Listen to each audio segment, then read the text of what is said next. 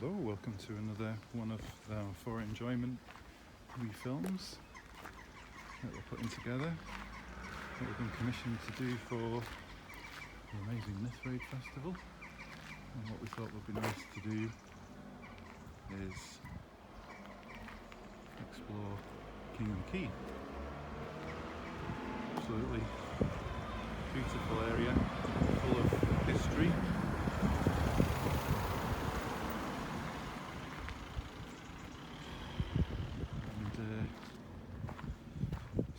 So we're going to do a wee video on the history of Kingholm Quay. We're going to do another wee video on the natural history of Kingholm Quay, and then our third video will be a art drawing tutorial. Anybody can have a go at. Just a wee challenge. Just having a wee wander down the main road, battling with the wind in the cars. A lot of very old storage buildings.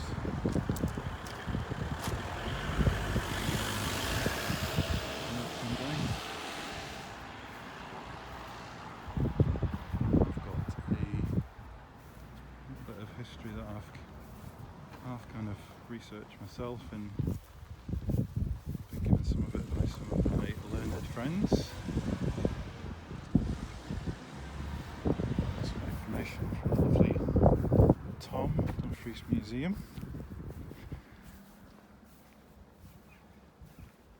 I'm just going to read that verbatim because it's definitely worth talking about some of the history of the area. It was frequented by Robbie Burns when he was working, desperately trying to keep track of all the goods that were coming backwards and forwards as his job as an exciseman, and pretty thankless job, I think. So I've got a few things written down here. So the Port of Dumfries used to be of considerable importance. It covered Dumfries, Kingholm Quay, Kelton, Glencaple and Carsthorne, and the trade was mostly local shipping, but at all times imports were greater than exports.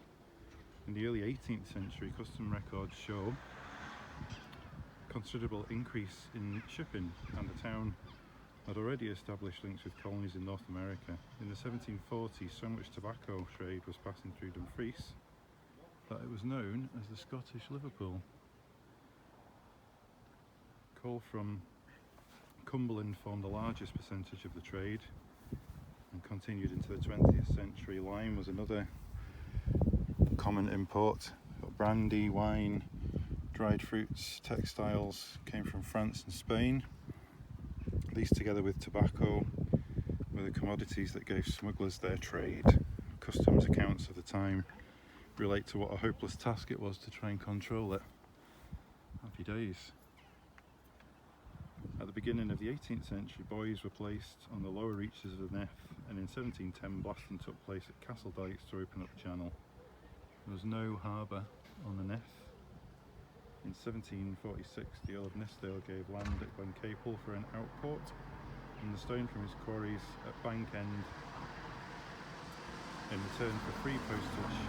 Sorry, let me read that again. There was no harbour in the Nith.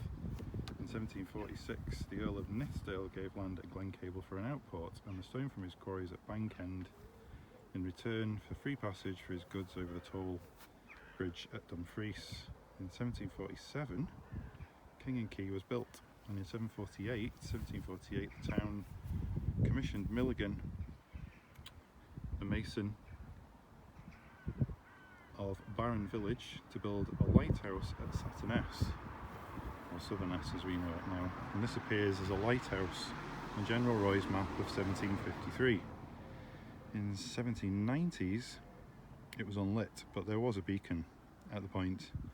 By the early 1800s, the town was buying oil and paying for a lighthouse keeper, Trade was brisk and destinations from Dumfries included Whitehaven, Workington, London, Liverpool, Carnarvon, Thurso, Leith, Dublin, Cork, Belfast, and then branching out towards America with Virginia, New England, and then into Europe, Rotterdam, Trondheim, Gothenburg, Malaga, one of my favourite places. I'm sure there'll have been some sherry coming from Malaga, Oporto, Dublin, Belfast, Cork, Virginia, New England, Rotterdam, Cadiz, Dieppe, Bordeaux, and many others.